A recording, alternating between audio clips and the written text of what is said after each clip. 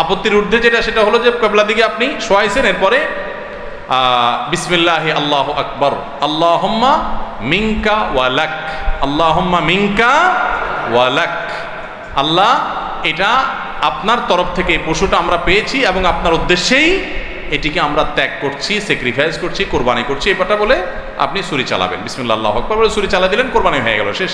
খুব সিম্পল কাজ। এরপর যাদের পক্ষ থেকে এই কোরবানি হলো তাদের সবার নাম উচ্চারণ করে আল্লাহুম্মা তাকাব্বালহু মিন অমুক অমুক অমুক অমুক কামা তাকাব্বালতা মিন নবিয়িকা মুহাম্মদ ওয়া মিন হাবিবিকা মুহাম্মদ ও খালিলিকা ইব্রাহিম আলাইহিস সালাম। এটা বলা সুন্নাত, না বললেও কোরবানি হয়ে যাবে। বাংলায় বলতে পারে যে আল্লাহ এই কোরবানি নিজের তরফ থেকে বলবে আল্লাহুম্মা তাকাব্বালহু মিন্নি, আল্লাহ এটা আমার পক্ষ থেকে কোরবানি কবুল করে নিন, যেমন আপনি আপনার হাবিব মুহাম্মদ সাল্লাল্লাহু আলাইহি সাল্লামের তরফ থেকে আপনার খলিল ইব্রাহিম থেকে কোরবানি কবুল করেছেন, এটাও এরকম আপনি কবুল করেন। বাস এটা বললেন, আপনার কোরবানি কি হয়ে গেল।